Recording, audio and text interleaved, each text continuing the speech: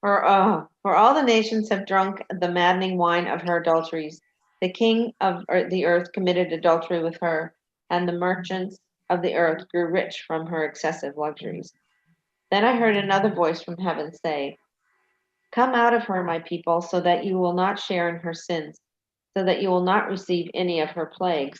For her sins are piled up to heaven, and God has remembered her crimes. Give back to her as she has given. Pay her back double for what she has done. Mix her a double portion from her own cup. Give her as much torture and grief as the glory and luxury she gave herself. In her heart she boasts, I sit as queen, I am not a widow, and I will never mourn. Therefore, in one day her plagues will overtake her death, mourning, and famine. She will be consumed by fire, for mighty is the Lord God who judges her. When the kings of the earth who committed adultery with her and shared her luxury see the smoke of her burning, they will weep and mourn over her. Terrified at her torment, they will stand far off and cry, woe, woe, O great city, O Babylon, city of power, in 1 hour your doom has come. The merchants of the earth will weep and mourn over her because no one buys their cargoes anymore. Cargoes of gold, silver, precious stones, and pearls, fine linen, purple, silk, and scarlet cloth, every sort of citron wood, and articles of every kind made of ivory, costly wood, bronze, iron, and marble, cargoes of cinnamon and spice, of incense, myrrh, and frankincense, of wine and olive oil, of fine flour and wheat, cattle and sheep, horses and carriages, and bodies and souls of men. They will say, the fruit you longed for is gone from you. All your riches and splendor have vanished, never to be recovered. The merchants who sold these things and gained their wealth from her will stand far off, terrified at her torment. They will weep and mourn and cry out, woe, woe, O great city, dressed in fine linen, purple and scarlet, and glittering with gold, precious stones, and pearls. In 1 hour, such great wealth has been brought to ruin. Every sea captain and all who travel by ship, the sailors and all who earn their living from the sea, will stand far off. When they see the smoke of her burning, they will exclaim, was there ever a city like this great city? They will throw dust on their heads, and with weeping and mourning cry out, woe, woe, O great city, where all who had ships on the sea became rich through her wealth. In 1 hour she has been brought to ruin. Rejoice over her, O heaven, rejoice, saints and apostles and prophets. God has judged her for the way she treated you. Then a mighty angel picked up a boulder the size of a large millstone and threw it into the sea, and said, with such violence the great city of Babylon will be thrown down, never to be found again. The music of harpists and musicians, flute players and trumpeters will never be heard in you again. No workman of any trade will ever be found in you again. The sound of a millstone will never be heard in you again. The light of a lamp will never shine in you again. The voice of bridegroom and bride will never be heard in you again. Your merchants were the world's great men. By your magic spell, all the nations were led astray. In her was found the blood of prophets and of the saints and of all who have been killed on the earth. The end of Rome. Uh, Wow. Thank you, Carol. So now Pat is gonna play the video for us from Dr. Barbara Rosin. And after that, we will start our discussion with Sheila's presentation.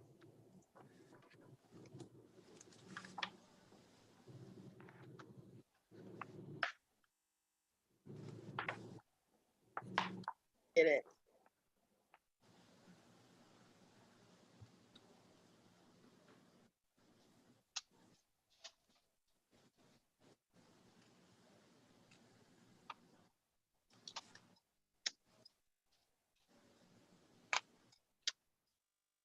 Heard it.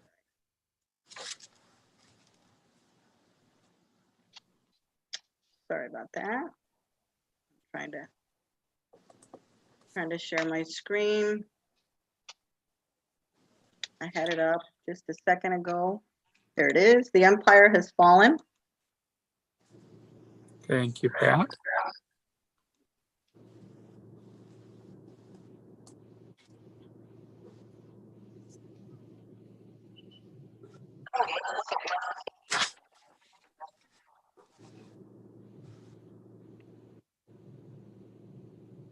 What happened?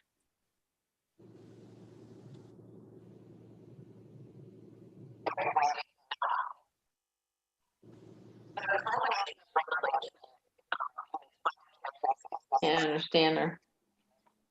There we go. I was gonna ask the rest because it's hard to understand.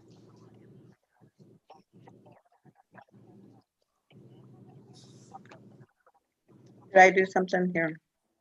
What happened? It's not coming up. It's you can't understand her. It's garbled. Oh my.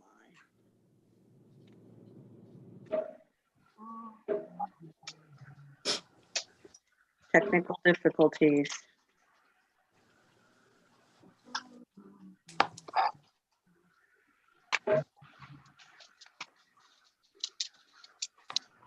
Let me see if I will try this. Okay, 1 second, too. It will work one way or the other. Sorry about that. I don't know why it's garbled.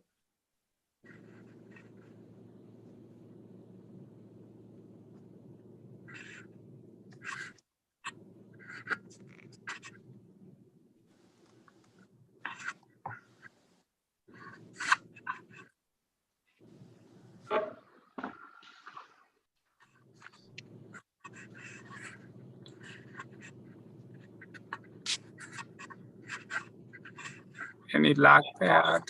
Not yet.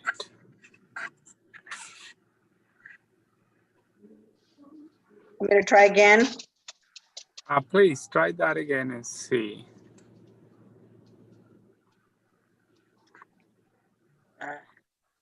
Is that you? I'm trying to find it too.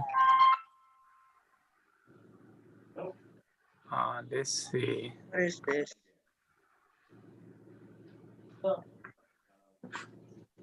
Is that you sharing?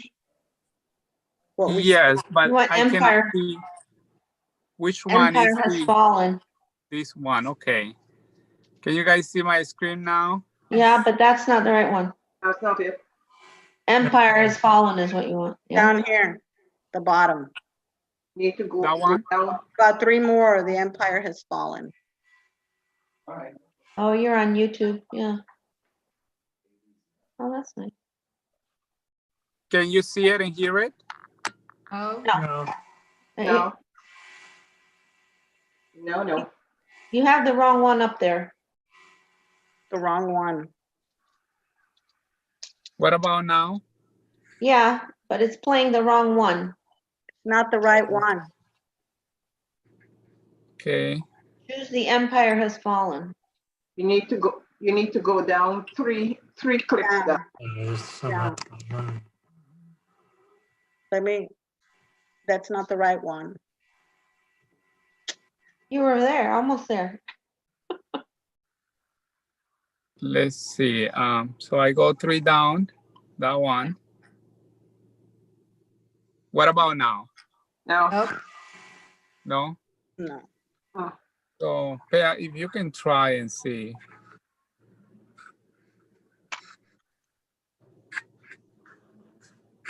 Sorry, guys, about that. Pea, if you can try, let's see if that works, okay?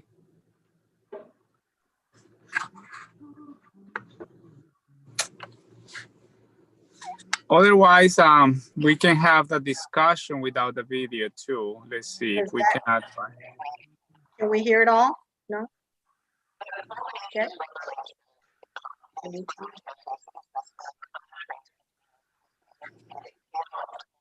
Same. Garbled. Yeah? Garbled. Let me see. she had it on the fire. Weird. Not working.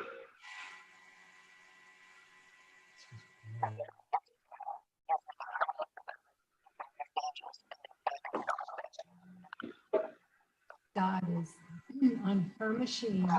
She has the mini speaker instead of the full speaker. Mini player. She needs full player. Full player.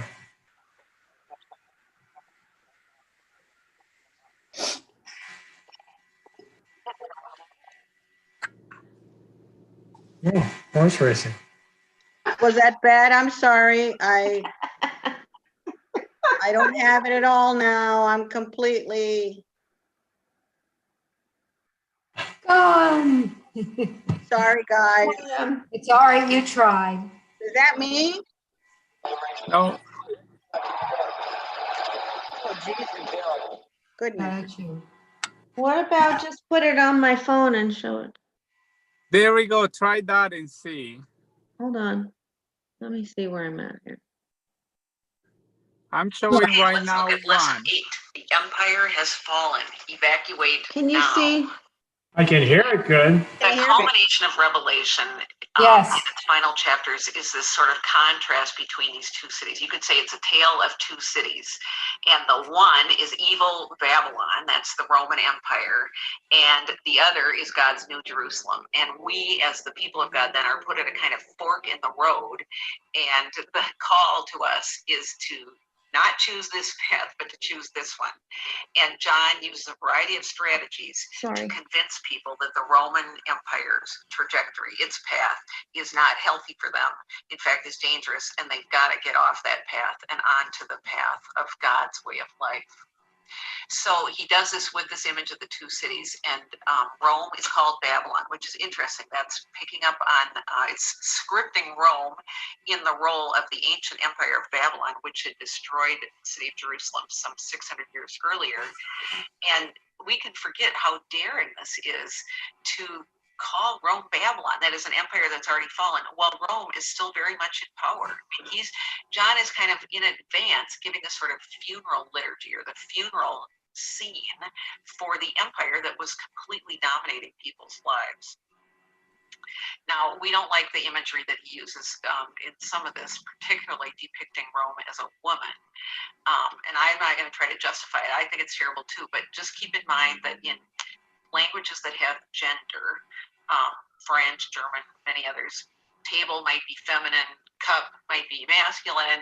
Every object has a gender, and it happens that the Greek word for city, polis, is feminine in gender, as it is in the Hebrew Bible. But the Hebrew word for city is feminine. So therefore, when you personify cities, they will get personified as female images, and that's why then he's got this terrible image of the whore of Babylon riding around on the multi-headed beast with her cup of fornications that she's trying to use to poison the nations of the world.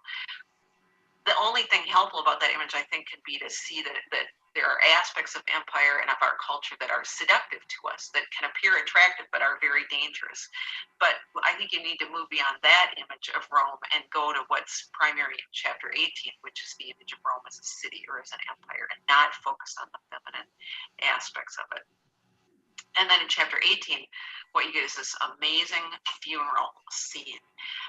The fall of the Roman Empire in advance is sort of portrayed through the laments of those who have profited from it. The kings, the merchants, the mariners or seafarers, all of them who loved the Roman Empire and were made wealthy by it. They all weep and moan now as their whole empire collapses, goes up in flames right before their very eyes. And again, this is an in advance view of how John is saying to people, this whole thing is going to collapse. It's not going to last, and it's going to be a big funeral scene. So the elements of this vision, I think, that can really help us are to see how strong the economic dimension of John's critique of the Roman Empire is. The cargo list, for example, in chapter 18, verses 12 and 13, if you read through that, and it's modeled on a cargo list that's back in Isaiah, the fall of the hated empire of Tyre back hundreds of years earlier. But if you look at the items in that cargo list, the products of the nations that Rome has conquered and how they're all having to ship their logs and their food products and their commodities into Rome. And John lives in a port city. He lived in Ephesus probably before he was on the island of Patmos. So he had seen the ships come and go. I mean, this amazing trade economy. He knew what was being carried on these ships. And the last item on the cargo list, I think, is really important for us. That is human lives. Human people are being traded as commodities. This is slaves. It's the Greek word bodies or backs, you could say. And John, in this cargo list, at the very end, gives us one of the very important New Testament critiques of the institution of slavery and slave trade. He says this whole Roman economy is sick and the whole thing has got to collapse. And I think the slave trade is part of what he sees as such a terrible sickness. The key verse here for us and for John's communities is chapter 18, verse 4. Come out of her, my people, or come out of it. It's referring to the empire, so that you don't share in its sins and take part in its plagues. We are being called on this exodus to come out of empire and not to participate in this fall and judgment, this trial scene that's going to unfold here. So, of course, the question for us is, what does that look like? I mean, what does it mean to come out of empire? For John's churches, it's an Exodus journey, but they couldn't go somewhere. It's not like the Exodus where they could come out of Egypt and make their way up to Israel. No, they were called to undertake an Exodus right in the heart of the empire, right where they were. They were to come out of their participation in the culture and live differently. So we can ask by analogy, what would that mean for us? What does it mean to come out? And what would that look like for our churches to be countercultural communities, if you will? And of course, we have to ask, what is the analogy to empire? Are we living in an empire? Well, it's the whole system that we're a part of. I think that Revelation can help us envision what it looks like to not participate in the injustices of our economic system, of our militaristic system, whatever it is, but to say, what does it look like to come out and for churches, for God's people, to live differently right in the midst of this system, to live as if we're already claimed by God and modeling a different way of life, the power of land power in our communities, and to be sort of witnesses to that power of God to make a difference in our world, that vision of hope, even while we're still living in the midst of our complex world. We can live differently as the communities of God. And I think that's the most important challenge of this lesson, is to ask, what does it mean for the church to live differently? And how are you going to model that, whether in caring for the poor or testifying about unjust policies or whatever that might look like for you? Think about what it means to come out of empire and how that verse can speak to you today.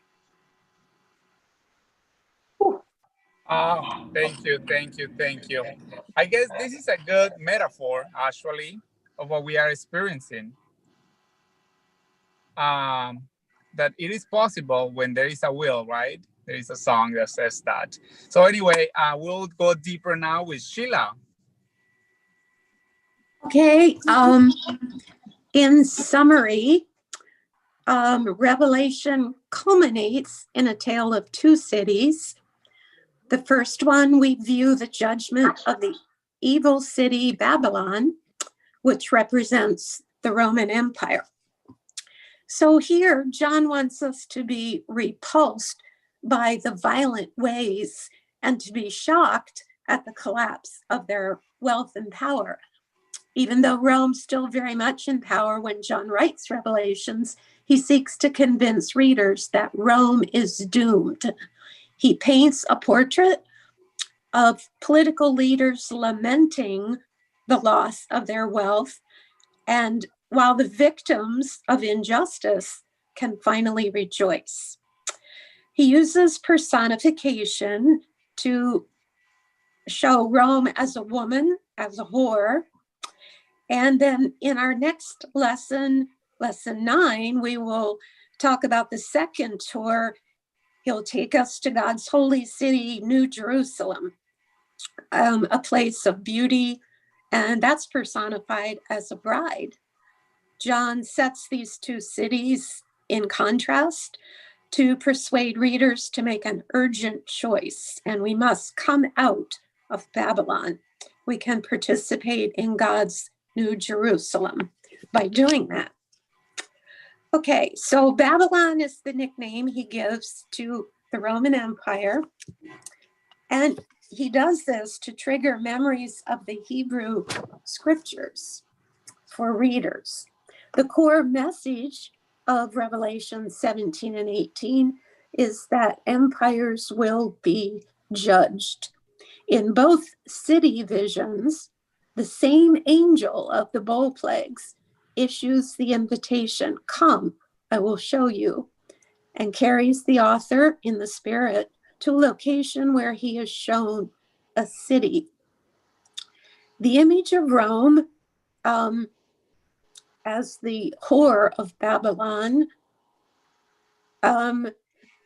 has a lot, is very, I guess, reproduced throughout history in art and literature, where the whore of Babylon becomes the ultimate evil woman, even linked to Jezebel of Revelations.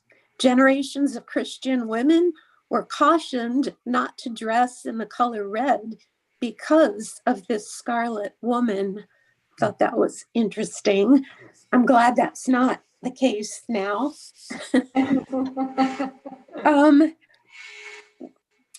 And I was over the side panel there, the first question, do you find this feminine characterization helpful or harmful? I kind of am interested in everybody's reaction. I personally wasn't offended by this after hearing Barbara Rossing explain the personification and the fact that in Greek, the word city, polis, is feminine. So I just kind of kept with that thought while reading. And I think it goes along also with a lot of other things in the Bible that maybe you shouldn't take literally, or you can, it's, you know, each and everybody's opinion. How do the other women feel about this? The personification of it, of Rome, Babylon being a woman.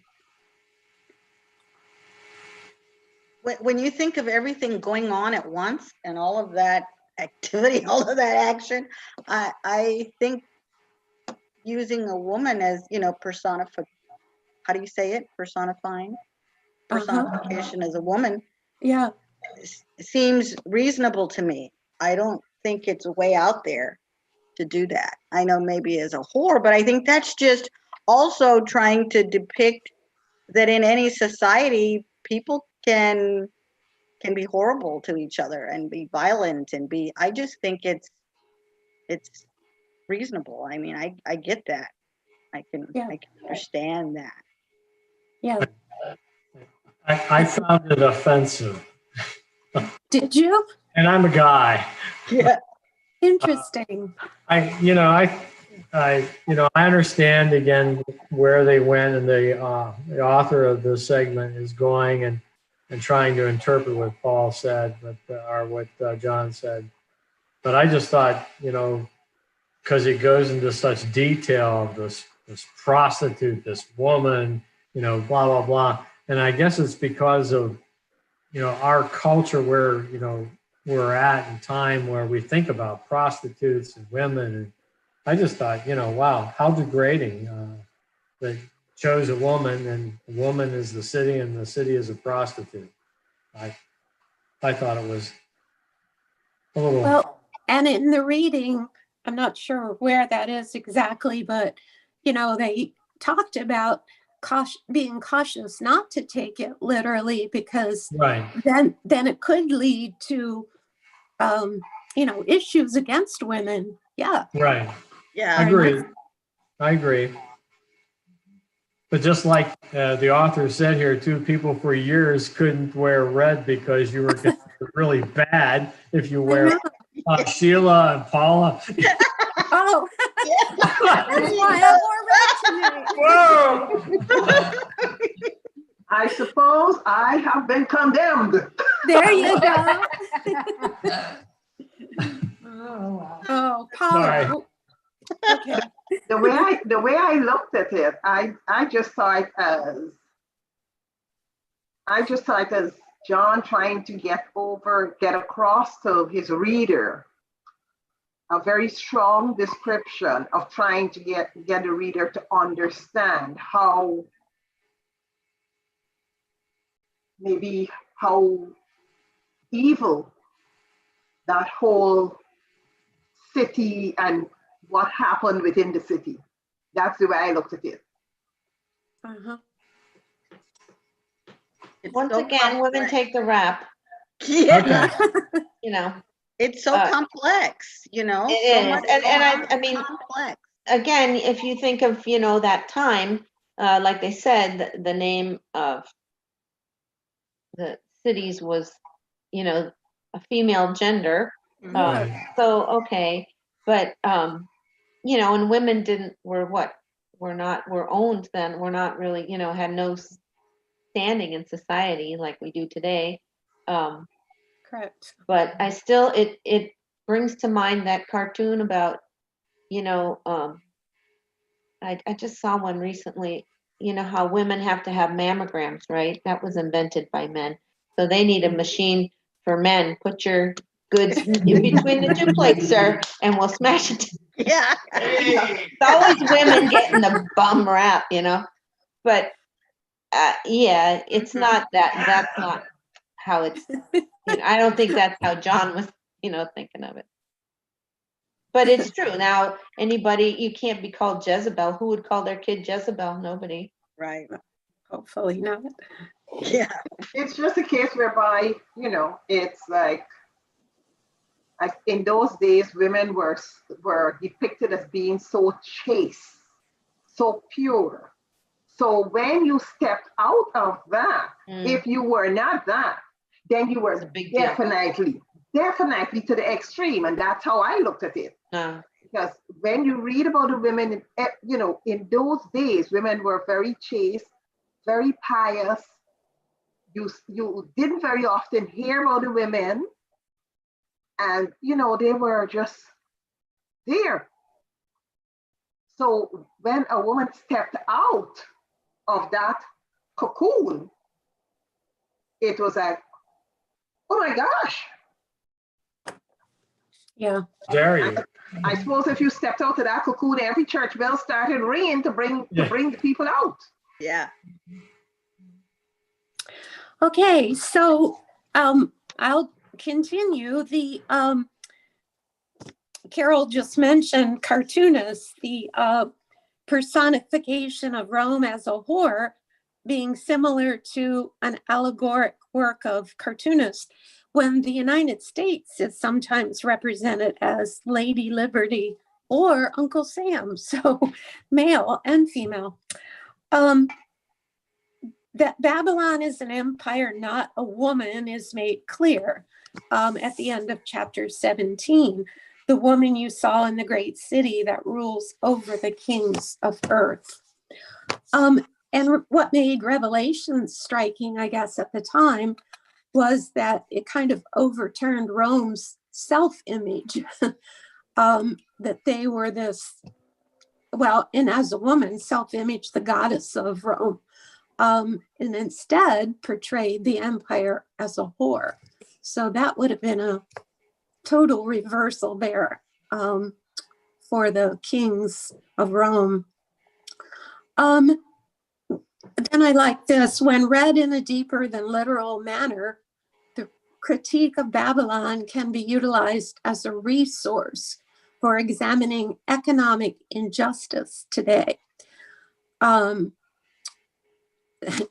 Paralleled to Rome's consumption-driven global economy, I certainly think that describes us these days as well.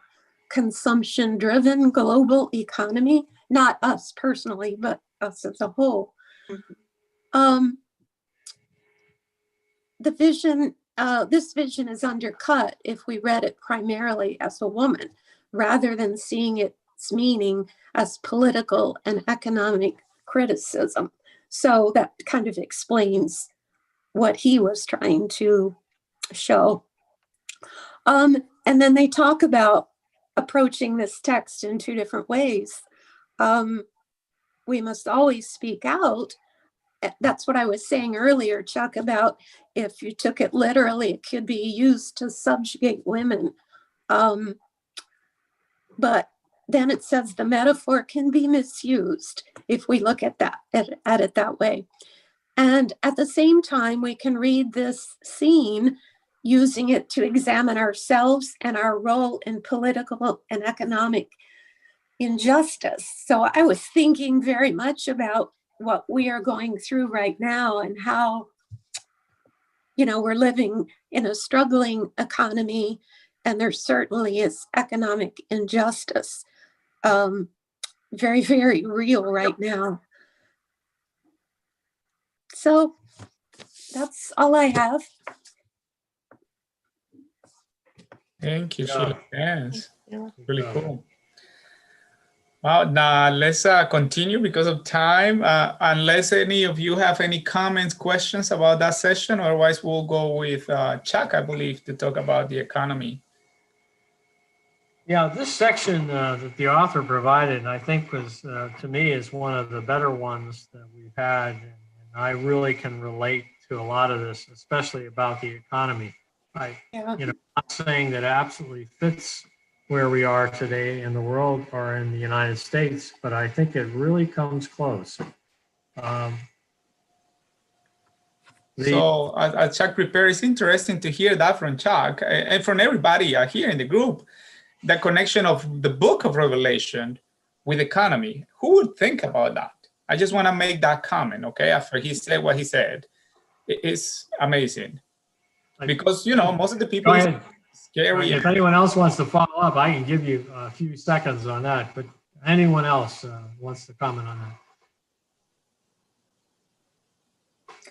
Well, as I said earlier, I think with the pandemic and all, we've certainly seen a lot of economic injustice. I think that kind of rings true to what we're seeing a lot of. Not that it hasn't always existed, of course it has, but right now, I don't know, it seems to be really something we're all seeing, I guess. Let's put it that way. Yeah. I would say it's come more to the forefront now, but I think it actually occurred even well before the pandemic. And again, please, and if anyone has any comments, throw them out there, interrupt, because I agree with that. It was there all along, but I think with the pandemic, it's like the veil has been removed, and you're seeing right inside. Right. There's no more hidden. It's no longer a hidden agenda. Right. Previously, invisible people are now right there in front. When you think of, even here, the list of exports that they were talking about, the mining and all of that, and then humans at the end of the list. And I think of the Immokalee workers, all of these people every single industry, the miners and every industry that's in our entire economy is dependent on humans, on the have-nots, the lowest on the totem pole. And that's always been the case, pandemic or not. And I think this has actually widened that gap even more, sadly. Exactly. And I'd even go further. All the things that we cherish so much are the result of the invisibles that we can see. All the people that would take jobs at the lowest possible pay in the world in order to allow us to go to Walmart to buy something that's incredibly cheap. It just, I hate to say it, but we're the whore of Rome. And anyhow, but consumption driven. Think about that. That's that's so much of what we've become. And now I'm political, but we've said that anybody can go out and get a 60-inch TV and can go get this car and that, and is this corporations and greed that has pushed this on us, the resources that we have.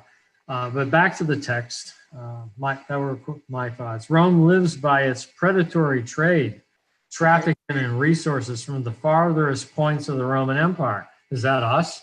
I mean, yeah. I mean, I think maybe. exploiting people in the creation, both far in the process. We want to sacrifice this national resource area or some Arctic area, some forest. Oh, we just killed the Migratory Bird Act because it infringes upon farmers in the Midwest.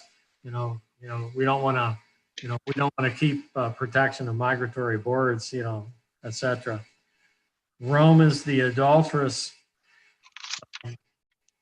city that seduces and oppresses nations and peoples with the wine of wrath as its prostitution, its economic exploitation of everyone and everything around it. Yeah. So we're big and we force you to provide us with stuff at reasonable costs. That's just a random thought. Nations and rulers have become drunk on Rome's wine of wrath for fornication. The image symbolizes Rome's wealth and power, which has become irresistibly seductive and enthralling. No, I won't even say that. An extreme version of keeping up with the Joneses has captured the entire world as far as John is concerned. How fitting is that today? Oh, yes. And do we really want to keep up with the Joneses? And do we push that so much versus just trying to be good and getting by with what we have? Chuck, during this COVID time and people staying home a lot, I have heard people commenting that they have realized even more what they can do without instead of needing so much stuff. I agree. I agree. The other part is it's helped me realize what I have. I don't really need to go out and get that. I've got that right here. We're such a consumer driven and it's convenient. Let me just run up and get it. Well, I got it here. I got something. Oh, maybe I haven't used it in a while. Forgot about it. It's in the back of the cupboard. Whatever. I don't know. Yeah, this whole lesson is just crazy. How it just rung so true to today. Yes. For me, I was like, whoa, like reading modern history or something. Yeah. Exactly, and the symbolism beyond even what's in the lesson, the discussion, the destruction of Babylon, which was obviously seeing the destruction of Rome and every major kingdom, etc., and its downfall has occurred, I think, because of people trying to overreach instead of trying to, let's say, be generous or whatever. Because that's the ultimate goal: get richer, get more power, try to deal with people more. Anyhow, the last part of my section, the boast, I rule as a queen, I never see grief. That's wrong, because Roman obviously got destroyed in no time. Claims of eternal dominance and omnipotence over the entire Mediterranean world. John is reminding the readers of Isaiah's satire of Babylon, writing that just as Babylon claimed omnipotence, but eventually was destroyed, so too Rome and all unjust empires ultimately will fail. Mm-hmm. I'm done. And there's the hope. There's the hope in all of this, the message of hope that eventually they're going to fail. And here is how that start crumbling apart. I was thinking a lot, how. So there is the hope, but if we stay like this, nothing is going to happen. So I was thinking about power structuring, right? For instance, if we look at this screen right now, there are at least 8 people, maybe 9, that are connected right now here, right now on Zoom, and perhaps on YouTube and Facebook more. But think about the power structure, the people that you will influence with this knowledge. That before, again, we were singing just Kumbaya in church and Alabare, Hallelujah, Amen, and that's it. But now we are thinking critically, and we are going to start sharing that, or at least asking the question when we get together with people. And that's how the power, I hope, it will end, and or at least be distributed. And those voiceless will start gaining voice, and we will start gaining more conscious, those of us who have power, and all of you have a lot of power, okay, including myself. And that's what we need to do, is claim it and start sharing and empowering others. So anyway, I'm not gonna start preaching now. I'm gonna stop and let's see, now is Pat, right? Mhm.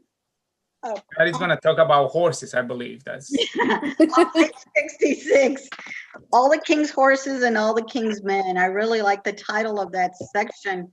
You know, they couldn't put Humpty Dumpty. together again. Yeah. Yeah. So that was just so interesting. Ken and I were reading that earlier. And the here it really reaches a peak, I think.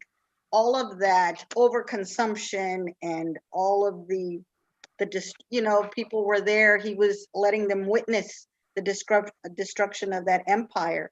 And he talks about, Dr. Rossing here mentions the three groups that really were lamenting the most were the ones who gained the most from all of the mining and all of the industry and all of the businesses. Exactly. The kings, the merchants, the seafarers.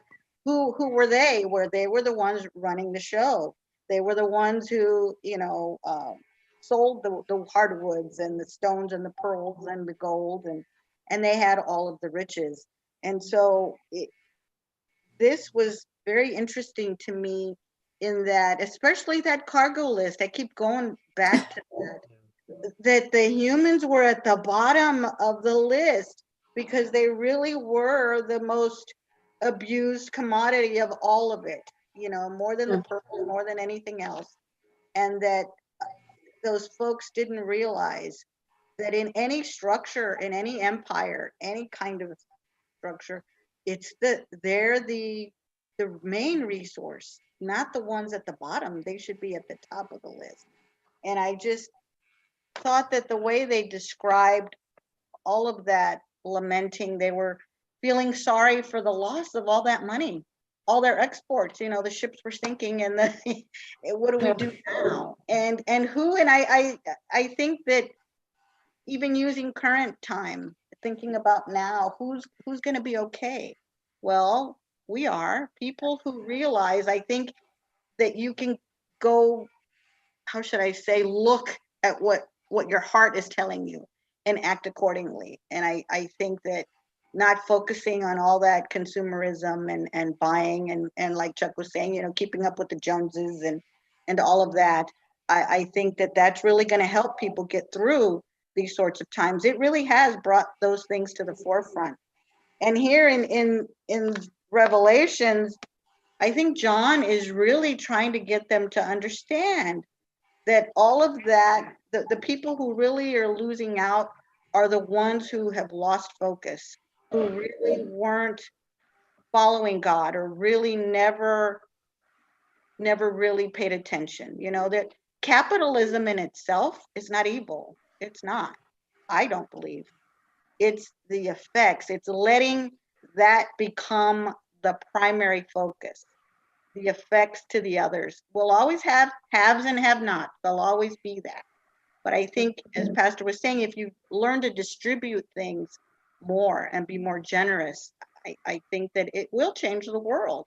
And here, I think John was telling the people, it's all going to be, you know, the angel is going to come and drop that millstone onto that beast and wake everybody up.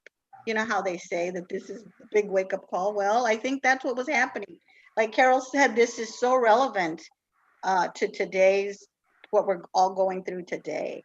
Is, I think the main point here was that, yeah, it's going to end, and that hardship will end, but evil will not win. Evil doesn't win. I think in our world, people we have more good than we have evil in this world. And throughout this lesson, I really think that that's where, when we really sit down and think about it, and Ken and I were talking about it, that is where we find the hope. I do believe in the good. I've always had a social service kind of a bent my entire life. As a kid, even as a teenager, all of my jobs, I've always worked in government at every level, city, county, state, everywhere, federal, all of that. And all of it, the one thing that all of those years of service has taught me is that people are the same. And you know who keeps all of that running are good people, people who are dedicated, people who work hard, people who understand and can empathize. And I do believe that John was trying to tell the readers when he wrote Revelations is you can overcome. I believe that there's more good than there is evil, and you can overcome all of this. He was trying to make them see the benefit of living differently, like Dr. Rossing said in the video. When JJ and I were talking the other day about this, I worry sometimes he's in his 30s, and I worry that he looks at the world, whether he may start thinking of the world as such a sad place, because nowadays, all that information, you have global information. You can worry about China, and you worry about Japan, you worry about North Korea, you worry about Russia, you worry about everybody, the entire world, and that can weigh you down. And I was trying to remind him that you have to think in your neighborhood, think in your home, think in your heart, think in your home, your immediate family, your neighborhood, your friends, your extended family. If you really focus on helping others where you live, I think all of that will just have an effect, a ripple effect, and not think in terms of how are we ever going to fix the whole planet, and to keep yourself from becoming so frustrated. Well, let's fix this first and work here. And I really think that was the takeaway for this. I do believe that if we really study that, that's what John was trying to say, that you can move away, you can live differently than Babylon. So 3 things for me. One is we need to teach Chuck how to do this finger here in the screen, okay? You haven't joined. Cool job. I pay attention, Chuck, okay? So all the time he's like this. Great job, Chuck. Thank you. And 2 things. Look, the small things that I don't know, because I'm there working for you guys as your pastor, I see a lot, and some of you see this, but not everybody. For instance, today, we put in people's trunk through our food pantry. I counted at least 8 bags full of items, cleaning supplies, food, and other stuff. People who come to our food pantry. I said that to our volunteers. I said, oh my God, all that for one family? I have to confess, I said that. And they look at me like, what are you talking about, Pastor? That's who we are as people of faith, as our congregation. Again, sharing that, and we are making the life in one family. Here's another situation. Recently, one of the families from our community is struggling during this Thanksgiving. And we connect, we pray, we sit down, and, I talked to another one of you, and that person said, hey, let's help that family. And now that family, their light bill is not going to be cut during this season. And that family doesn't have to worry about paying their light bill, because one of us who have more resources was able to say, you're not alone. I can be generous. Like you said, we cannot change the whole planet, but this one life, we touch it, we change it. That brings a lot of joy. Today, through the bread ministry, people lining up, waiting to go into the room to pick up bread from our church. And this is not new. Have been over 30 years, I guess, Chuck? 26. 26 years. People coming, lining up, making sure that they are part of this. So I'm going to stop. And now, Paul, will you finish us in these 5-10 minutes? Before I start my part, I'll just pick on what Pat was saying and what you said, Pastor John. Yes, it's just that mushroom. It starts and it just mushrooms out. So it's like the little mustard seed. You just plant that mustard seed and grows into this huge tree that shelters so many under it. And I think if each person keep just some positive thoughts, and we can get it done. We can change the world because it's up to us to bring about that change. I just want to say one thing. That song, "Let There Be Peace on Earth and Let It Begin with Me." Yes. So true. That's where it starts, right here. Me. We are the ones. We are responsible. So let it start with each and every one of us. I'm going to add some other quick little quips and I'll let Paula go. There's an article this week about Marjorie Stoneman Douglas, who basically saved the Everglades, and she did it by herself, one effort to start. People like Rachel Carlson, who advocated the disuse of pesticides, and I could go on and on. But it starts with one individual, that knew some stuff, that went out there and tried to solve the issue. Started locally, but it expanded worldly because of that effort. Today was the day Rosa Parks refused to get out of her seat and got arrested. There you go. On the bus, and that, yeah. Just one individual, and just mushrooms and spirals out. Okay, let's wrap this up. Putting the empire on trial. Guess what? There's a court scene in the Bible. I know. Wow. The final defeat of Rome, Babylon. It's going down. The plaintiffs are the saints, and they represent all the victims that Rome has basically slaughtered, chewed up, spit out. They're being defended. And the defendants, it's Babylon, Rome, and all of those and all the other oppressive regimes throughout history. And the charge is murder. Whether you physically kill the person or not, you have murdered the person, because I look upon it as you murdered that person's spirit, their belief. You trampled upon their very being. I know I'm going off script, but I'm just, you murdered that person. And God is the judge. And, as the sentence is passed, and the sentence view that I think it was Carol that read for us in Romans chapter 18, verses 6 through 8, mixed a double draught of her in the cup she mixed, as she glorified herself and lived luxuriously. So give her a light measure of torment and grief. For mighty is the Lord God who judges her. It's like everything that all the bad, all the evil that was meted out to those people was meted back out to Rome. And that was the destruction. That's how they fell. It's like, as Pat was saying, all the rich, the merchants and everybody, they stood there as everything went up in flame, and they're crying, and because to them it was painful. They're losing all their treasures, their wealth and everything. But what about those, what about all the lives that you took? The human cargo, the people that were at the bottom of the totem pole that you never thought about. Well, whatever you put out in life, it will come back to you. And they're just getting their measures back. It's coming back to them. They're going to pay, they will pay the price.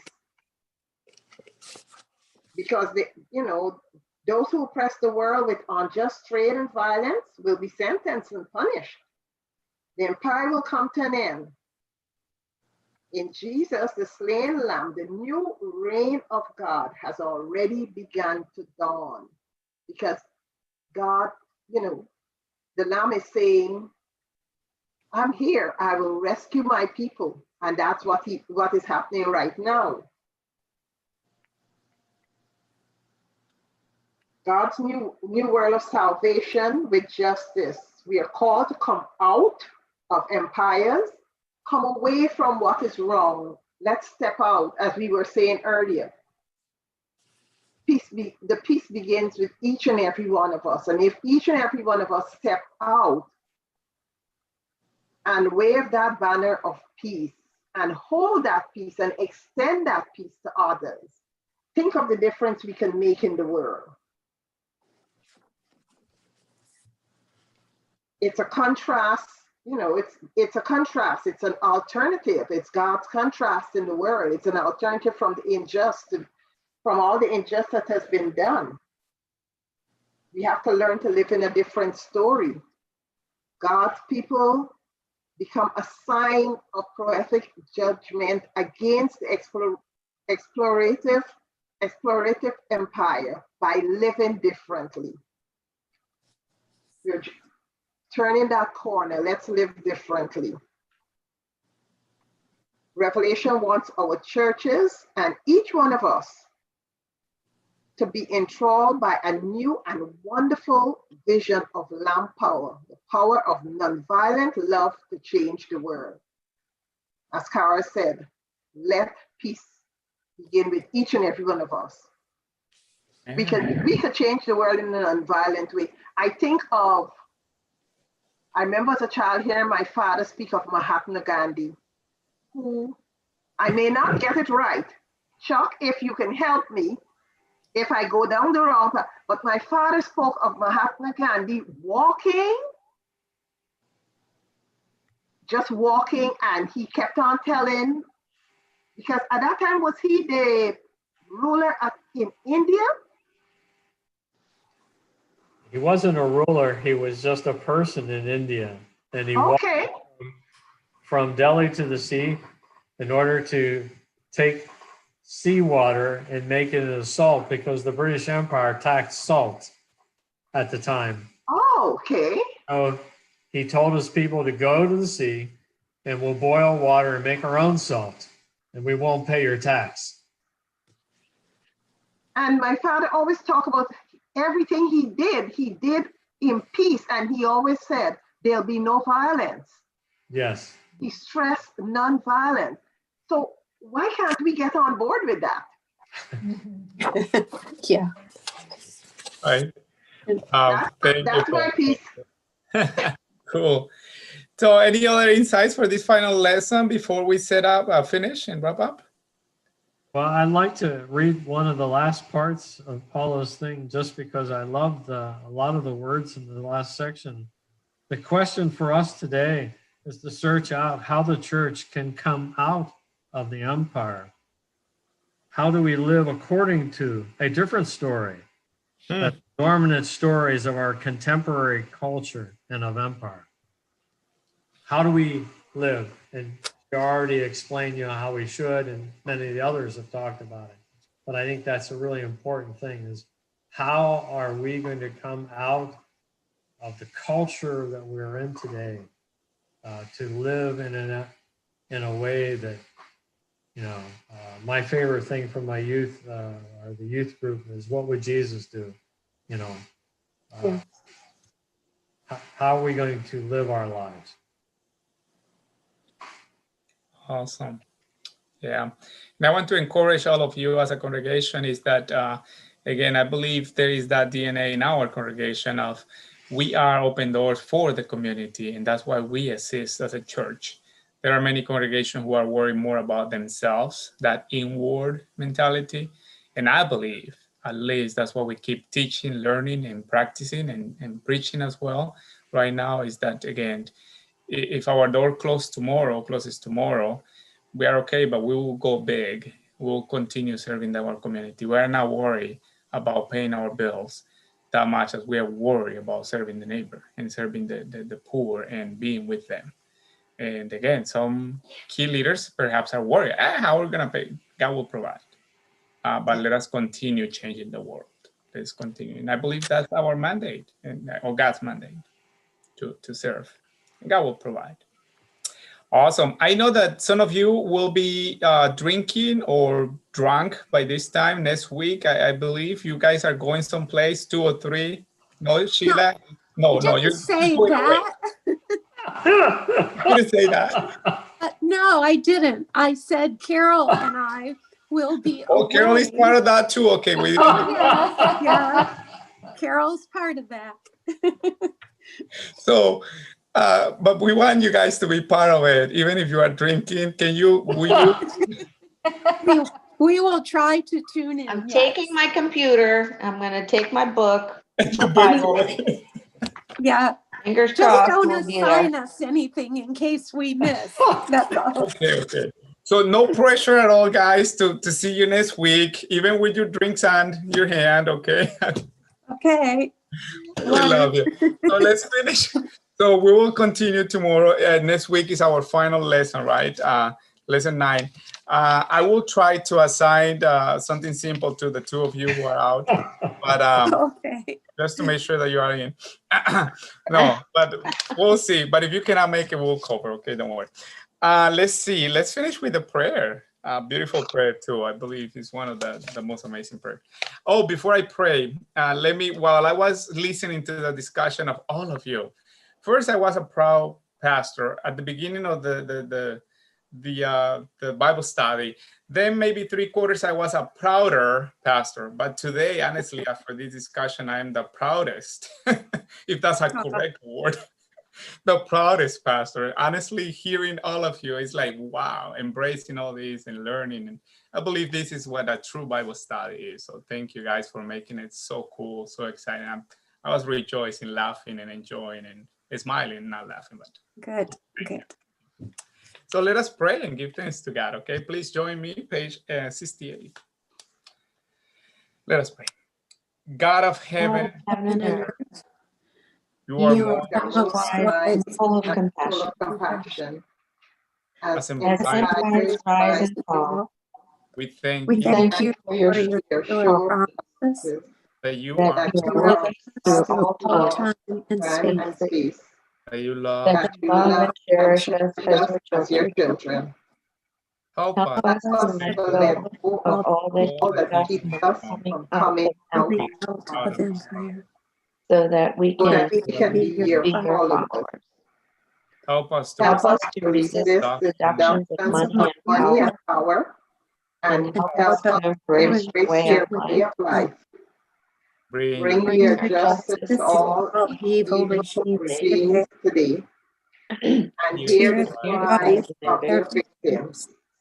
Bless us bless with Bless us vision with and vision courage. and courage. Give Give us us Give us peace peace and and the the strength strength to live in live your will. in your will. will in In Jesus' Jesus' name. Amen. Amen. Amen. All right, guys. Thank Thank you. you. See you. Thank you. Blessings to you all. Thank you all. Bye. See you Good night. soon. Bye,